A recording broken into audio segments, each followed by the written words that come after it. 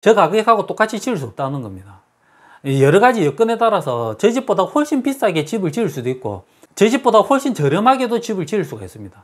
그래서 단순히 저 집이 100만 원이니까 나도 100만 원 이게 아니라는 뜻입니다. 저 집이 100만 원이면 나는 여러 가지 여건에 따라서 80에도 가능하고 130으로도 부족할 수도 있다는 뜻입니다.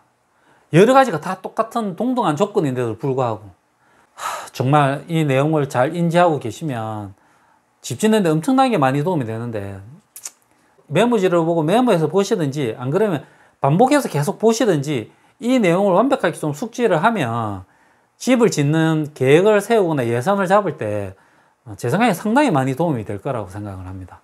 영상이 도움이 되셨다 그러시면 구독과 좋아요 부탁드리겠습니다. 감사합니다. 안녕하십니까. 집 짓는 이 박사입니다. 이번 영상에서는 많은 분들이 이제 집을 지으시려고 이제 계획을 하실 겁니다. 어디서부터 계획을 세우고 또 예산을 얼마나 잡아야 될지 잘 모르시니까 막연히 그저 인터넷이나 이렇게 보고 저 집 참 이쁘네, 저 집이 얼마 정도 공사비가 들어갔지, 그러면 저 집주인이 내 집은 평당 600만 원에 지었습니다. 그러면 나도 저 집하고 똑같이 지으려고 그러면 평당 600만 원을 가지고 지을 수 있겠구나.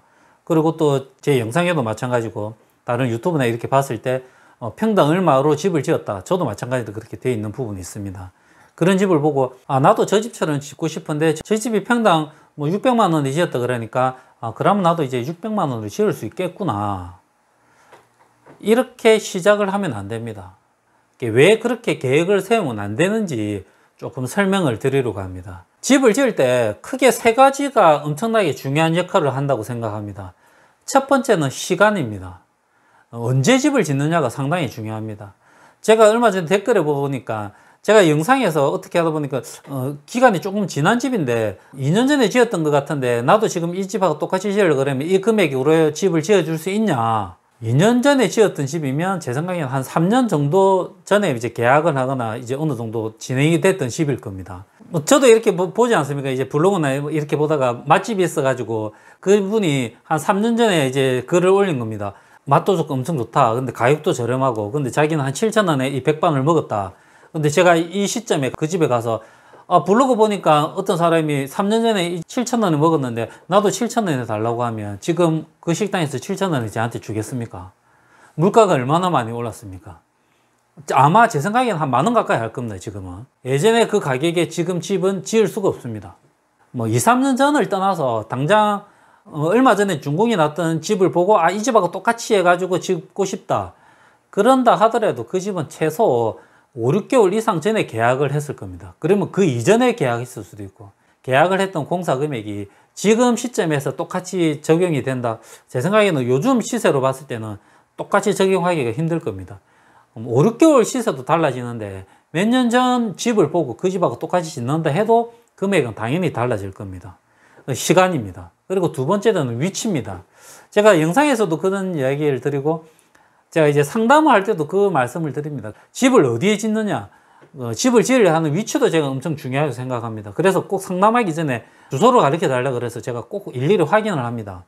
똑같은 집을 짓더라도 강남 한복판에 짓는 가격하고, 예를 들어서 지리산 그 산골짜기에 집을 짓는다, 어느 게 비용이 더 많이 들어가 있습니다. 집 짓는 비용이.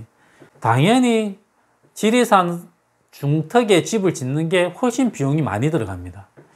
강남 한복판에 짓는 게 훨씬 더 저렴합니다. 당장 장비를 한 대 불러도 시골에 공사하는 게 훨씬 더 비용이 많이 칩니다. 그리고 작업자들도 마찬가지고, 자재나 이런 여러 가지 운임이 서울 강남 한복판에 짓는 비용이 물류비나 이런 것들이 훨씬 더 저렴합니다. 작업자들도 마찬가지입니다. 도심에서 공사를 하면 작업자들도 수급하기가 쉽고 작업자들이 올 때도 크게 교통비나 여러 가지 경비를 지급 안 해도 옵니다. 그렇지만 약간 외지 공사를 하게 되면 무조건 유류대나 기타 경비를 다 지급을 합니다. 그러지 않으면 작업하기가 힘듭니다. 위치도 상당히 중요합니다. 똑같은 건물을 짓는다 하더라도 어디에 짓느냐가 상당히 많이 차이가 납니다. 어떤 집을 보고 일단은 그 집을 보고 집을 짓겠다 하면 시간의 차이가 있기 때문에 그 집보다 무조건 비싸질 수밖에 없습니다. 아무리 똑같이 짓는다 하더라도.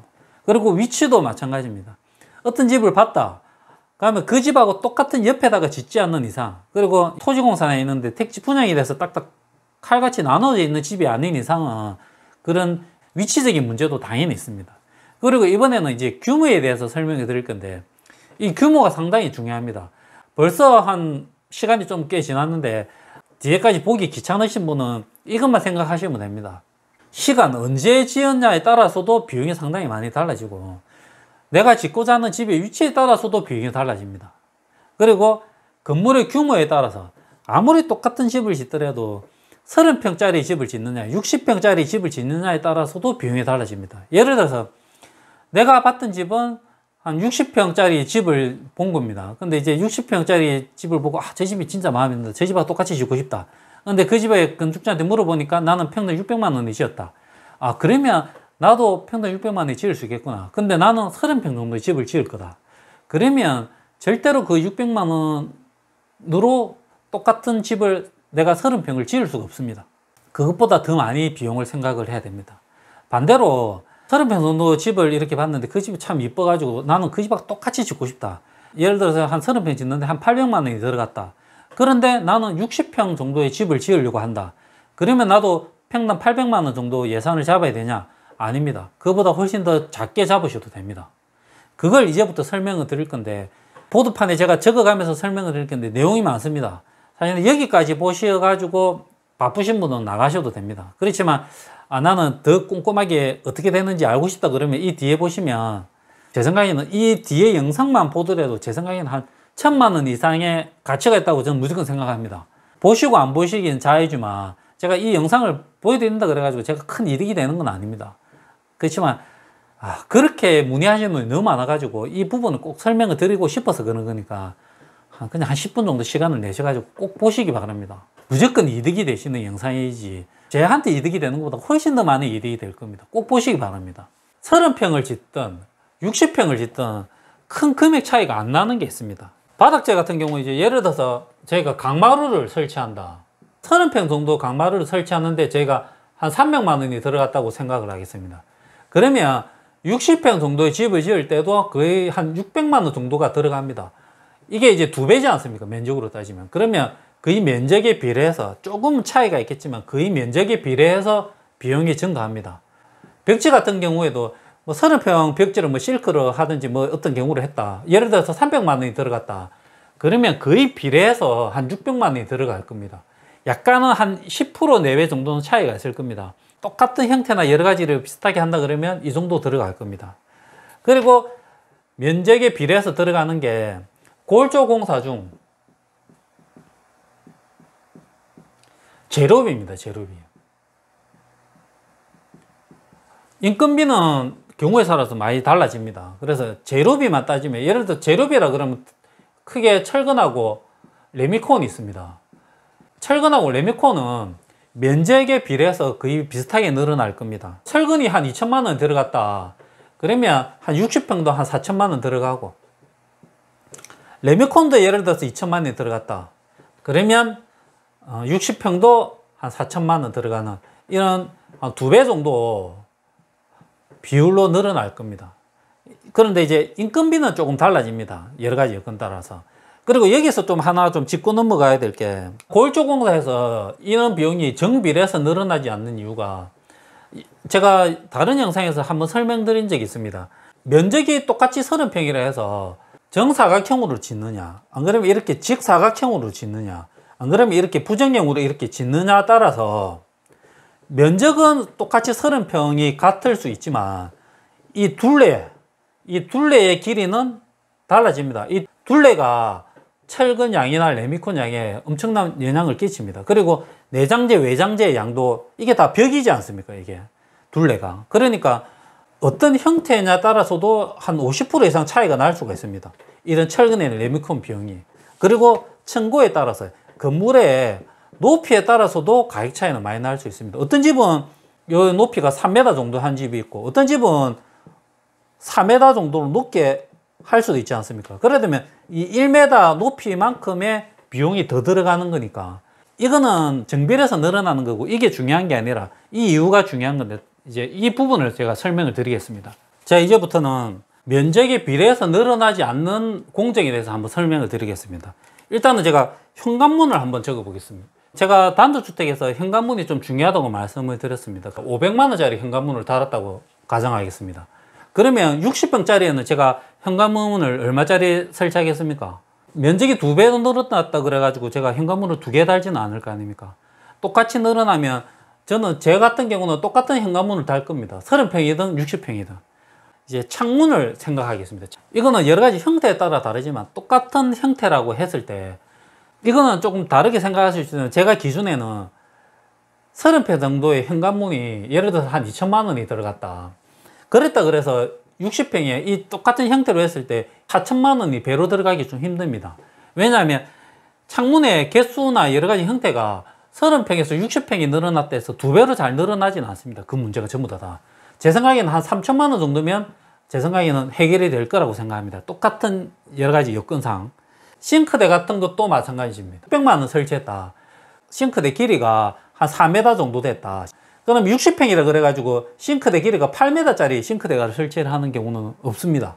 그랬을 때 대부분 주방이 조금 더 커지는 그 역할이기 때문에 제가 생각할 때 한 900만 원 정도만 싱크대 예산을 잡아도 충분할 겁니다. 여기서 좀 중요한 공사인데 지붕공사입니다. 이거는 조금 설명이 좀 복잡한데, 예를 들어서 30평 정도의 집을 짓는다. 그러면 저희가 30평 이렇게 집에 밭고 모양으로 집을 지을 거 아닙니까? 밭고 모양으로 이렇게 집을 이렇게 이제 모양을 집을 지을 건데, 요 위에를 이제 예를 들어서 징크를 한다. 바닥이 30평 정도 되면 이 지붕에 이렇게 경사가 져 있지 않습니까? 그리고 이렇게 골조에서 처마가 나오는 길을 다 합치면 대략 한 50평 정도 됩니다. 이거 다 면적을 하면 50평 그 근사치에 됩니다. 징크로 계산을 하면 한 2,500만 원 정도 비용이 들어갑니다. 제가 60평 정도의 집을 지으면 단층으로 이렇게 60평을 짓지는 않습니다. 어떻게 하겠습니까? 2층 집으로 아마 지을 겁니다. 어떤 집은 30평 짓는 분도 계시고, 어떤 분은 한 40평에 20평 정도 집을 짓는 분도 있고, 어떤 분은 35평에 25평 이렇게 해서 60평을 맞춰서 집을 지을 겁니다. 대부분 이렇게 짓는 경우도 있지만 대부분 이렇게 지을 겁니다. 이렇게 해서 이제 2층에 옥상이 있는 이런 형태의 집을 선호할 겁니다. 밑에 층을 조금 더 크게 하고, 제 기준에는 이 기준을 잡아보겠습니다. 밑에 35평, 2층에 25평. 이제 저희가 지붕공사니까 요 위에만 지붕이 덮이면 되는 거 아니겠습니까? 25평에 대해서 지붕공사 면적이 됩니다. 30평 정도 할 때 한 50평 정도 됐다 그러면 한 25평이 계산하기 쉽게 한 40평으로 계산하겠습니다. 금액이 한 대략 한 2천만 원이 됩니다. 이 집에는 옥상이 없지 않습니까? 그렇지만 이 집에는 옥상이 생길 겁니다. 그러면 이 옥상 부분에는 타일 공사도 들어가고 뭐 난간대 공사도 들어갈 겁니다. 제 생각에는 그냥 한 5, 600 잡아보겠습니다. 그리고 터파기 공사도 있습니다. 터파기라 그러면 기초를 앉히기 위해 땅을 파는 겁니다. 지붕공사 설명하면서 말씀드렸지만 30평은 30평의 터파기를 해야 될 거 아닙니까? 그렇지만 60평의 터파기 할 때도 60평을 터파기 하는 게 아니라 조금 전에 제가 설명드린 것처럼 한 35평의 터파기를 해야 됩니다. 30평을 터파기 하나, 60평 집을 터파기 하나, 비용은 거의 비슷합니다. 그럼 제가 이 당일날 뭐 장비대나 이런 거 계산해서 한 300만 원을 잡으면 이 집도 300만 원이면 터파기 공사가 가능합니다. 바닥 몰탈, 엑셀 배관을 깔고 그 다음에 이제 몰탈을 쳐서 작업하지 않습니까? 이 몰탈을 작업할 때 이 재료비는 골조 공사할 때 말씀드린 것처럼 면적에 따라 비례해서 재료비는 늘어납니다. 그 몰탈 비용은 30평이고 60평이면 한 2배 정도가 되지만 여기에 그 몰탈을 할 때 오는 장비나 인건비는 이건 좀 설명하기 길지만 똑같이 들어갑니다. 왜냐 그러면 양이 작아도 극단적으로 어느 정도냐면 한 100평 정도짜리 집을 지어도 이 30평 집을 짓는 비용이나 큰 차이가 없습니다. 몰타를 칠 때 200만 원이 들어갔다 그러면 이 60평도 똑같이 200만 원이 들어갑니다. 말도 안 되는 것 같지만 사실입니다. 이거는. 그러면 200평을 할 때 얼마냐? 그냥 한 200만 원에서 뭐 1, 20만 원 더 주면 해결이 됩니다. 30평을 짓나 100평짜리 바닥에 몰타를 짓나 비용 차이 거의 나지 않습니다. 그 정도입니다. 30평 정도에 저희가 화장실을 몇 칸 정도 사용하겠습니까? 2칸을 넣을 겁니다. 근데 계산하기 쉽게 제가 한 칸당 500만 원 해서 방수하고 다 해야 되니까 싹 다 해서 500만 원이니까 1000만 원을 잡겠습니다. 60평 정도 집에 그러면 화장실을 몇 칸 정도 되겠습니까? 4칸 되겠습니까? 아닙니다. 3칸일 겁니다. 1층에 2칸, 2층에 1칸.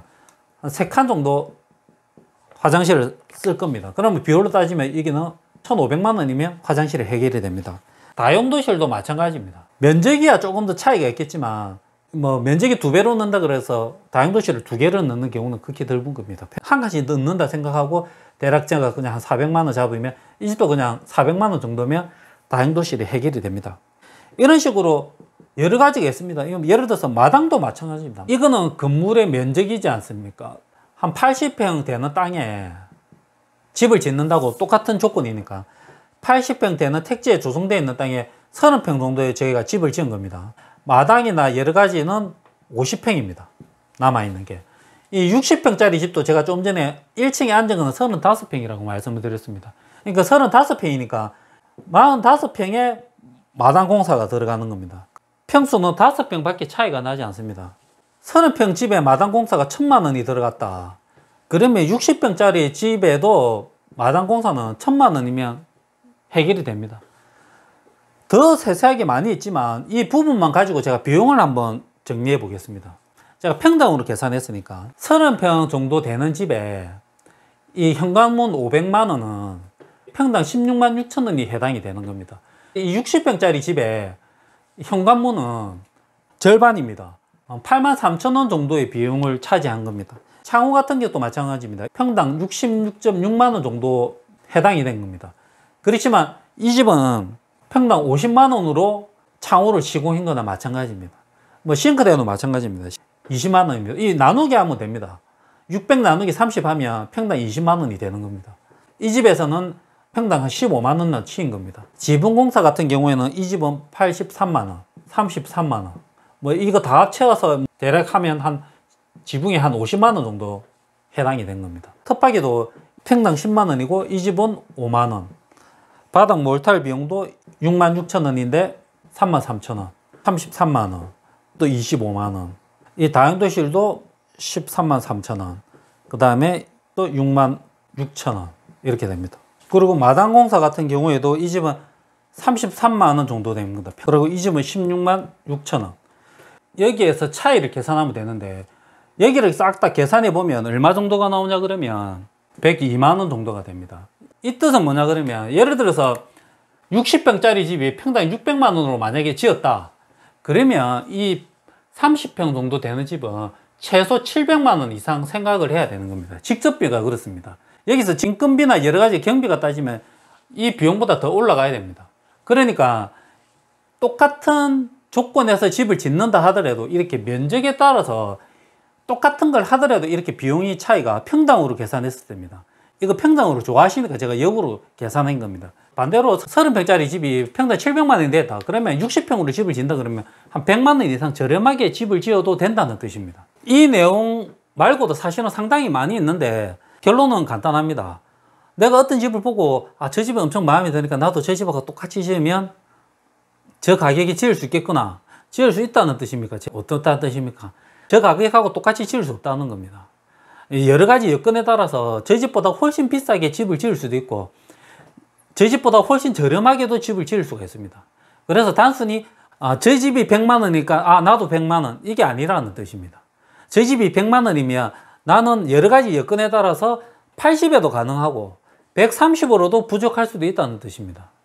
여러 가지가 다 똑같은 동등한 조건인데도 불구하고 뭐 잘 이해가 안 되시겠지만 제가 구구절절히 이렇게 이야기해도 그러는 같다 이렇게 하면서도 결론은 저 집이 얼마니까 나도 얼마에 지을 수 있겠다 이렇게 생각하실 수도 있지만 뭐 포기하지 않고 계속 이렇게 밀어붙이겠습니다. 뭐 옷을 하나 사는 거 아니지 않습니까? 저 사람이 옷을 10,000원짜리 주고 샀으니까 나도 저 옷 10,000원에 산다. 그거하고 집은 개념이 완전히 다르다는 걸 좀 인지를 좀 해주셨으면 좋겠습니다.